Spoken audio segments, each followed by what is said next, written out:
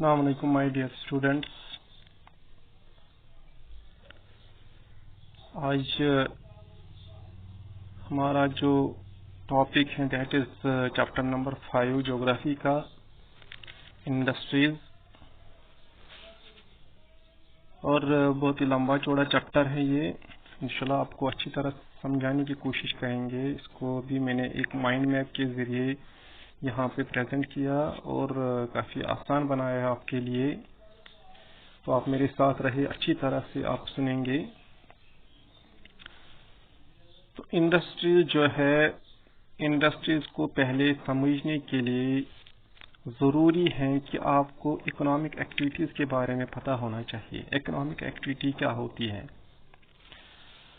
और अगर आप देखेंगे जो इकोनॉमिक एक्टिविटीज़ होती है, जनरली हम इसको डिवाइड करते हैं into 3 parts. Number 1 is the primary activity, number 2 is secondary activity and number 3 is tertiary activity. और अगर आप देखेंगे जो पहली वाली है प्राइमरी एक्टिविटी, ऑलरेडी आपने पढ़ा है एग्रीकल्चर चैप्टर में, इसलिए यहाँ पे मैंने ये प्रेजेंटेशन में नहीं लिया है। तो प्राइमरी एक्टिविटी जो है, primary activity it is generally concerned with the natural resources. तो इसमें ज्यादातर जो इंसान है वो कुदरती वसाइल के साथ वाबस्ता रहता है, तो वहां से कुछ कमाता है, वो वहीं से कुछ प्रोड्यूस करता है। फॉर एग्जांपल एग्रीकल्चर है, फिशिंग है, माइनिंग है, तो ये आता है प्राइमरी एक्टिविटी में।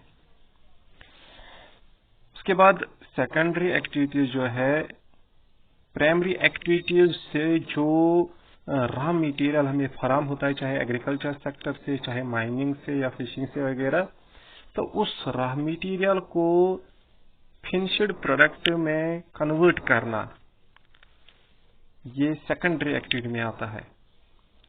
इसको हम मैन्युफैक्चरिंग एक्टिविटी भी कहते हैं, क्योंकि इसमें हम रॉ मटेरियल को तब्दील करते हैं। We change raw material into finished product. For example हम कॉटन टेक्सटाइल इंडस्ट्री लेंगे, तो कॉटन हमें जो एग्रीकल्चर जो प्राइमरी एक्टिविटी है वहां से फराहम होता है, और उसके बाद इस कॉटन को हम सेकेंडरी एक्टिविटी में हम इसको कन्वर्ट करते हैं इंडस्ट्री में into finished product that is the cloth. उसके बाद टर्शियरी एक्टिविटी है। टर्शियरी एक्टिविटी जो है, ये प्राइमरी एक्टिविटी को भी और सेकेंडरी एक्टिविटी को भी सर्विसेज फराहम करते हैं। So those that kind of economic activity which facilitates the services for both primary and secondary activity. For example, transport हमें जरूरत होता है, चाहे वो प्राइमरी एक्टिविटी है, एग्रीकल्चर प्रोडक्शन, उसको मार्केट ले जाना या उसको इंडस्ट्री में ले जाना, इसके लिए हमें ट्रांसपोर्ट सिस्टम की जरूरत है। तो ट्रांसपोर्ट, इसके लिए हमें स्किल्ड लेबर की जरूरत होती है, इंजीनियर्स की जरूरत होती है हमें सेकेंडरी एक्टिविटी में। तो जो भी सर्विसेज फराहम होती है, बैंकिंग वगैरह, तो ये आता है टर्शियरी एक्टिविटी में। अब जो ये इंडस्ट्री है, इंडस्ट्री जो है ये आता है सेकेंडरी एक्टिविटी में। तो इंडस्ट्री को अगर हम डिफाइन करेंगे, it is that kind of economic activity that is generally concerned with the manufacturing of goods, or that economic activity which change the raw material into finished products or finished goods, तो इसको हम industry कहते हैं। अब जो ये industry है, इसको हम क्लासिफिकेशन ऑफ इंडस्ट्री यहाँ पे है लेफ्ट साइड में। तो क्लासिफिकेशन ऑफ इंडस्ट्रीज, जनरली हम इंडस्ट्री को क्लासिफाई करते हैं ऑन 3 बेसिस। तो number 1 is on the basis of raw material. तो रॉ मटेरियल, इस बेस पे हम इंडस्ट्री को डिवाइड करते हैं into 4 types of industries. Number one is agro-based industry. तो agro-based industry जो है, यहाँ पे हम क्या करते हैं, we use raw material that came from the agriculture sector. जैसे अभी मैंने कहा कॉटन हमें फराहम होता है एग्रीकल्चर से, तो उसको प्राइमरी एक्टिविटी से, और उसको भी हम तब्दील करते हैं इनटू फिनिशिंग प्रोडक्ट्स क्लोथ्स या शर्ट में। तो इसमें हम रॉ मटेरियल को तब्दील करते हैं इनटू फिनिशिंग प्रोडक्ट, या यूज इसमें हम पेपर बनाते हैं, फर्नीचर बनाते हैं वगैरह, इसमें आता है। दूसरा है मिनरल बेस्ड इंडस्ट्रीज। तो मिनरल बेस्ड इंडस्ट्री जो है, जिसमें हम मिनरल्स को एज अ रॉ मटेरियल इस्तेमाल करते हैं और इसको फिर हम तब्दील करते हैं into finishing products. For example heavy machinery, railway coach extra. और number 3 is forest based industry. तो फॉरेस्ट बेस्ड इंडस्ट्री में हम plants as well as animals को एज अ रॉ मटेरियल इस्तेमाल करते हैं और इसको हम फिर तब्दील करते हैं। फॉर एग्जांपल कॉटन टेक्सटाइल जो है, ये एक्चुअली इसमें आएगा एग्रो बेस्ड इंडस्ट्री में। और पेपर जो है ये आएगा इसमें, सॉरी फॉर स्टिक। तो यहाँ पे हम प्लांट्स और एनिमल्स को इस्तेमाल करते हैं एज अ रॉ मटेरियल और इसको हम तब्दील करते हैं into finishing products. For example paper, vegetable oil, etc. or furniture. And number 4 is marine based industry, in which we use the raw material which came from oceans or seas, और इसको हम फिर हम तब्दील करते हैं into final products, finished goods like fish oil. These are on the classification of industries on the basis of raw material. Number 2 is classification of industries on the basis of size. So on the basis of size, we generally classify industries into two types: small scale industries and large scale industries. In small scale industry, we use less amount of capital. Capital should not be more than 1 crore. That is in small scale industry में हम capital जो है, जो हम investment करते हैं, वो 1 करोड़ से नीचे नीचे होता है। जैसे बास्केट वीविंग है, पोल्ट्री है, कॉटेज इंडस्ट्रीज है, एक्सेट्रा। दूसरा है large scale industry. Large scale में क्या है, इसमें हम हाई कैपिटल इस्तेमाल, more than 1 crore of investment इस्तेमाल करते हैं और इसमें हम सुपीरियर टेक्नोलॉजी इस्तेमाल करते हैं। ये जो स्मॉल स्केल है, इसमें सुपीरियर टेक्नोलॉजी इस्तेमाल नहीं करते हैं, तो यहाँ पे हम सुपीरियर टेक्नोलॉजी को इस्तेमाल करते हैं। इसके अलावा जो स्मॉल स्केल इंडस्ट्री है, इसका जो रॉ मटेरियल है वो भी अमाउंट में कम होता है, मिकदार में, और जो आउटपुट होता है वो भी कम होता है। लेकिन जो लार्ज स्केल इंडस्ट्रीज होती है, इसमें रॉ मटेरियल भी हम ज्यादा इस्तेमाल करते हैं और इसके बाद हमें ज्यादा प्रोडक्शन भी मिलता है। तो यहाँ पे लार्ज स्केल में फॉर एग्जांपल ऑटोमोबाइल इंडस्ट्रीज है।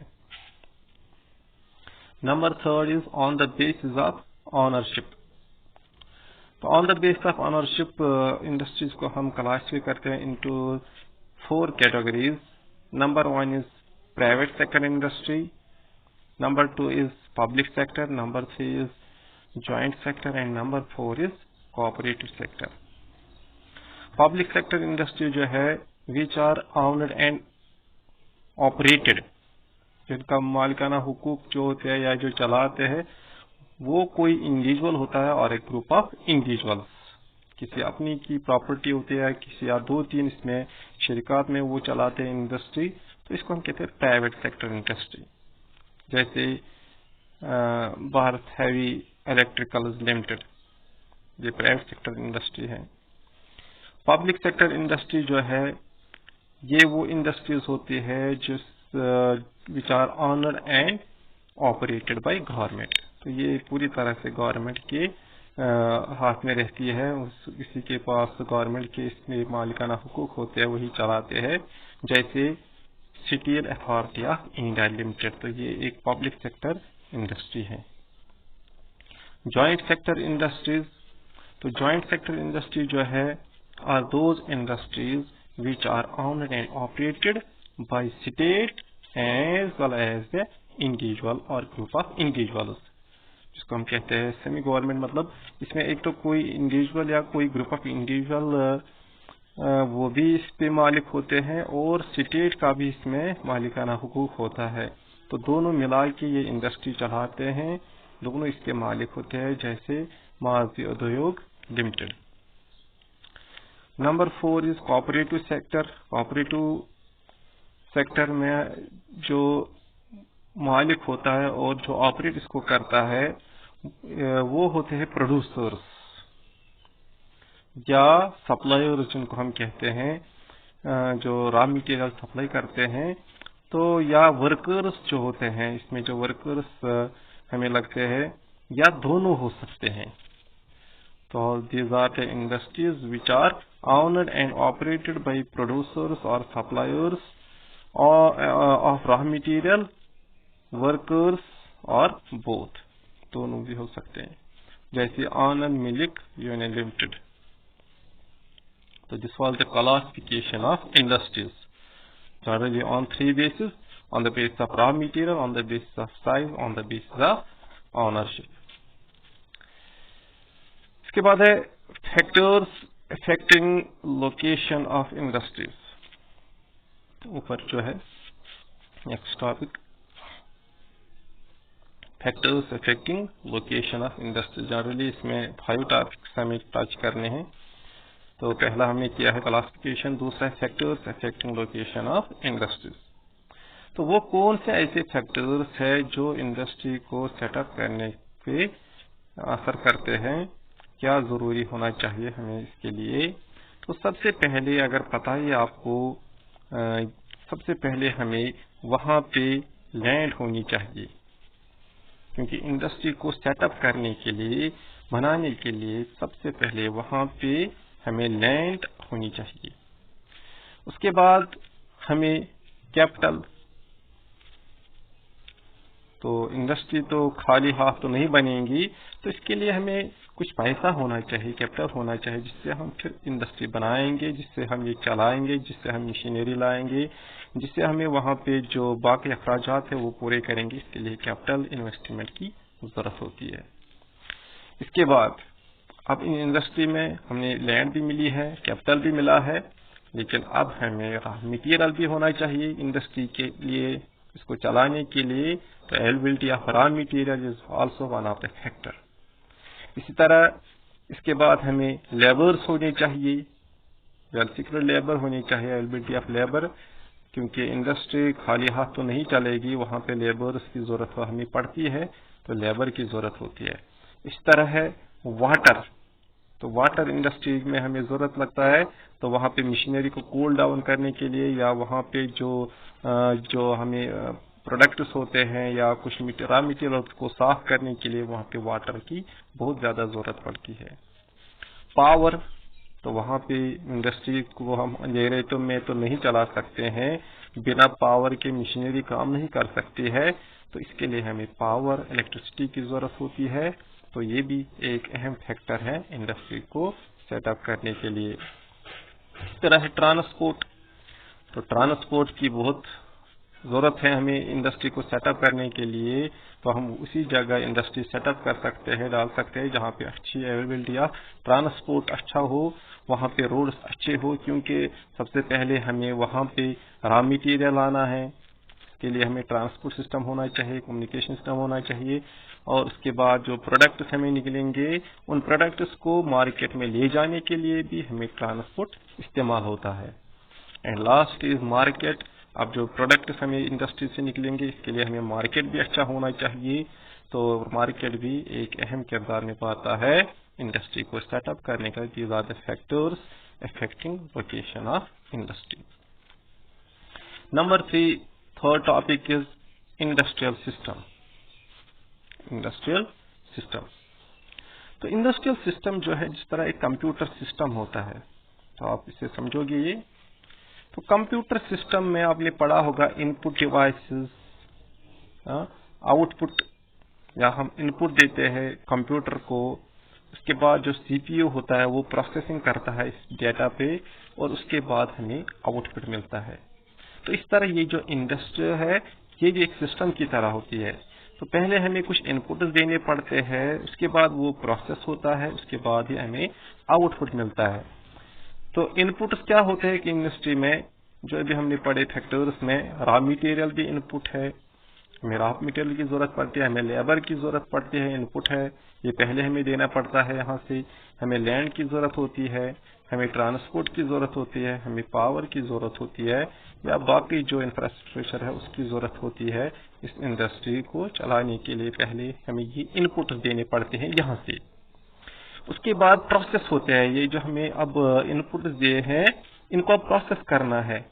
तो इसके लिए इसमें क्या होता है प्रोसेसिंग में, जो रॉ मटेरियल जो हमें दिया, जो इनपुट हमें दिया, converting raw material into finished product, उसको हम इस रॉ मटेरियल को हम कन्वर्ट करते हैं, चेंज करते हैं इनटू फिनिश्ड और एंड प्रोडक्ट में। और आउटपुट में क्या मिलता है हमें, यही एंड प्रोडक्ट या फिनिश्ड प्रोडक्ट, जिससे हमें इनकम हासिल होती है, जिसको हम मार्केट में बेच सकते हैं, जिससे हम इस्तेमाल कर सकते हैं, जो हमारे लिए बहुत ज्यादा वैल्यूएबल हो। तो this is a industrial system. तो काफी आसानी से यहाँ पे समझ आया होगा, ये काफी आसान बनाया है मैंने। तो यहाँ पे इंडस्ट्री जो है ये भी एक कंप्यूटर सिस्टम की तरह, जिसमें हमें इनपुट भी है, प्रोसेसिंग भी है और आउटपुट भी है। नंबर 4, चौथा टॉपिक जो है इसमें इंडस्ट्रियल रीजन्स। तो इंडस्ट्रियल रीजन्स में हम दो, एक तो है वर्ल्ड वाइड इंडस्ट्रियल रीजन्स, दूसरा है इंडिया में जो इंडस्ट्रियल रीजन्स है, जो बहुत बड़े, जहाँ पे बड़े बड़े इंडस्ट्रीज पाए जाते हैं। तो पहला है ईस्टर्न नॉर्थ अमेरिका। तो यहाँ पे बहुत ज्यादा इंडस्ट्रीज पाई जाती है, eastern north America. Number 2 is western and central Europe. Western Europe as well as central Europe, यहाँ पे भी बहुत सारे इंडस्ट्रीज पाए जाते हैं दुनिया में। Number 3 is eastern Europe. तो ईस्टर्न यूरोप में भी, जिसमें रशिया आता है, बहुत सारे रशिया पार्ट आता है, तो इसमें भी बहुत सारे इंडस्ट्रीज पाए जाते हैं। ईस्टर्न एशिया, तो यहाँ पे भी China, eastern China, Japan, Hong Kong, Thailand वगैरह, तो यहाँ पे भी बहुत सारे, सिंगापुर, यहाँ पे भी बहुत सारे इंडस्ट्रीज पाए जाते हैं। तो this is the world wide industrial region, eastern north America, western and central Europe, eastern Europe and eastern Asia, और the world wide major industries in the world. Number 2 is the industrial regions of India. तो India में अगर आप देखेंगे खास industries कहाँ पाई जाती है, बड़े बड़े इंडस्ट्रीज, तो that is Mumbai Pune cluster. तो ये एक इंडस्ट्रियल क्लस्टर है, यहाँ पे बहुत सारे इंडस्ट्रीज इंडिया में पाए जाते हैं।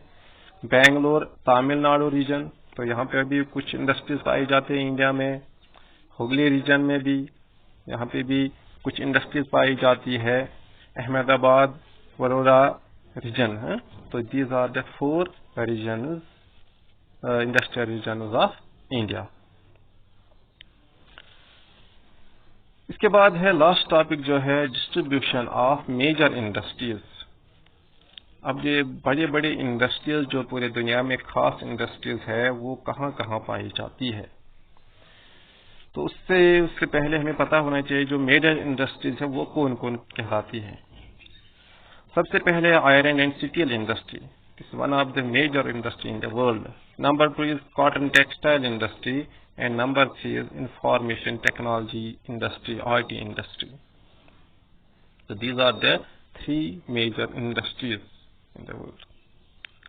इससे पहले जो ये इंडस्ट्रियल रीजन और डिस्ट्रीब्यूशन ऑफ मेजर इंडस्ट्रीज ये आपस में रिलेटेड है, तो इसके बारे में बताऊंगा। जो इंडस्ट्रीज होती है, जो इंडस्ट्रियल रीजन्स होते हैं इंडस्ट्री को, तो इसके लिए ज़रूरी है कि जो खासकर जो मेजर इंडस्ट्रीज होती है, इनकी लोकेशन जो है वो ज़्यादातर कहाँ पे होती है, पोर्ट्स के नज़दीक, जिससे हम इजीली उसको ट्रांसपोर्ट कर सकते हैं, क्योंकि यहाँ पे हैवी फिनिश्ड प्रोडक्ट्स हमें निकलते हैं, उसको ट्रांसपोर्ट करना है तो पोर्ट्स के जरिए, शिप्स के जरिए हम उसको ट्रांसपोर्ट करते हैं।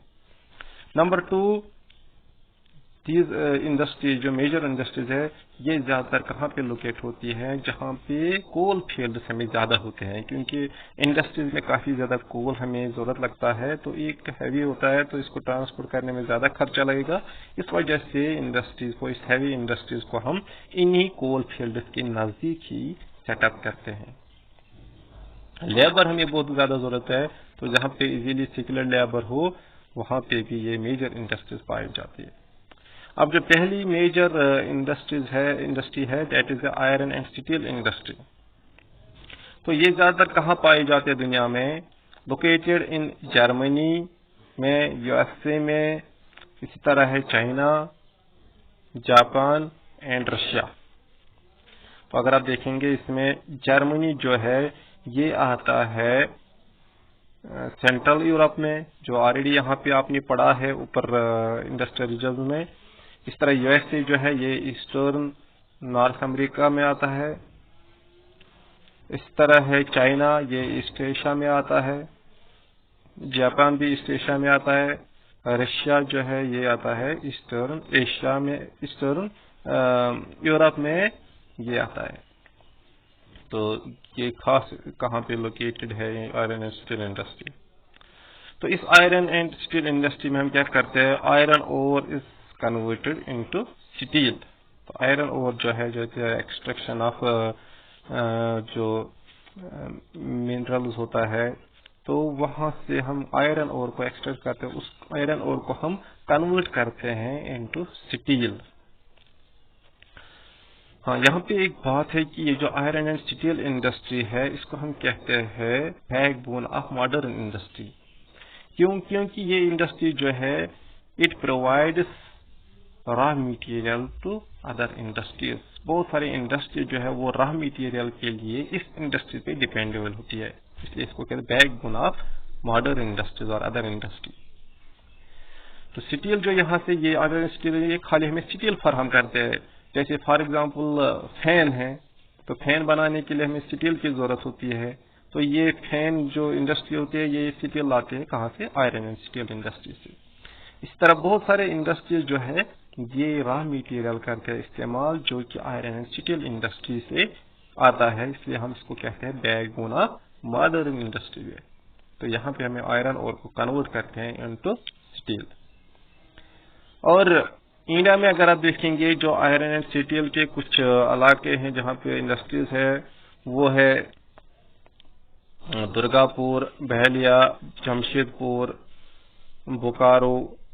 तो ये कुछ खास इंडस्ट्रियल रीजन हैं जो इंडिया में पाए जाते हैं। अगर ये भी देखोगे जो इंडिया में, तो ये ज्यादातर पेनिनसुलर पैलेटिव, जो ऑलरेडी मैंने कहा था आपको पिछले तो चैप्टर में, तो ये जो है छोटा नागपुर पैलेटिव, तो वहाँ पे बहुत सारे मिनरल्स निकलते हैं, कोल भी निकलता है। इस वजह से इंडिया में अगर देखेंगे ये इंडस्ट्री जो है ये ज्यादातर इन्हीं इलाकों में पाई जाती है। Number 2 is cotton textile industry. Cotton textile industry is considered one of the oldest industry in the world.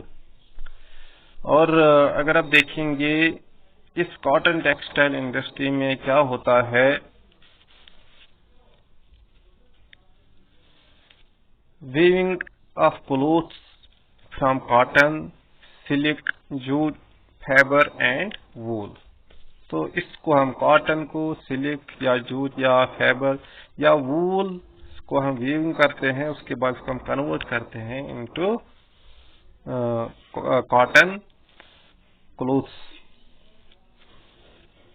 Man made fibre like जो मैन मेड है nylon, these are the natural fibres, these are the man made fibres, nylon, acrylic, polyester extra.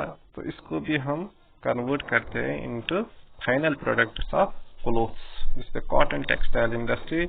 और India जो है this is one of the largest producer of cotton in the world. यहाँ पे बहुत बड़ी cotton textile industries पाई जाती है। ये एग्रो बेस्ड इंडस्ट्री है, क्योंकि इंडिया जो है it is one of the largest agriculture country in the world.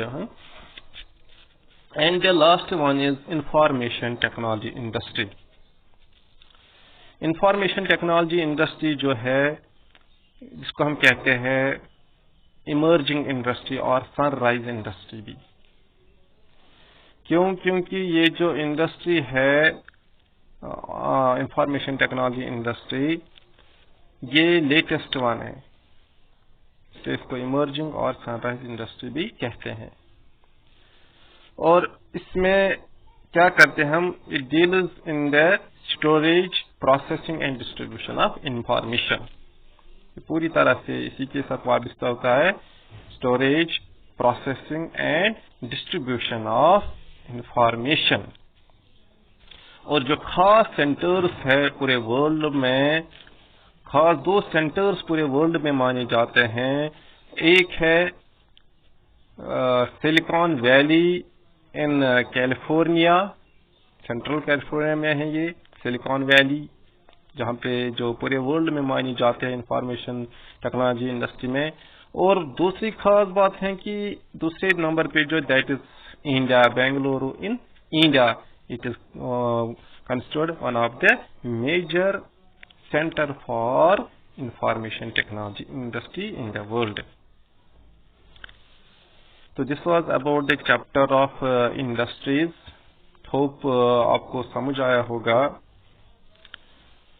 और ये यूनिट 4 का चैप्टर था।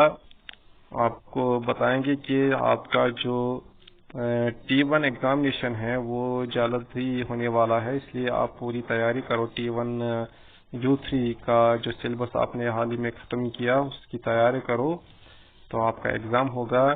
उम्मीद है कि आप सब अच्छे से होंगे और अच्छी तरह से तैयारी करते होंगे। खुदा हाफिज।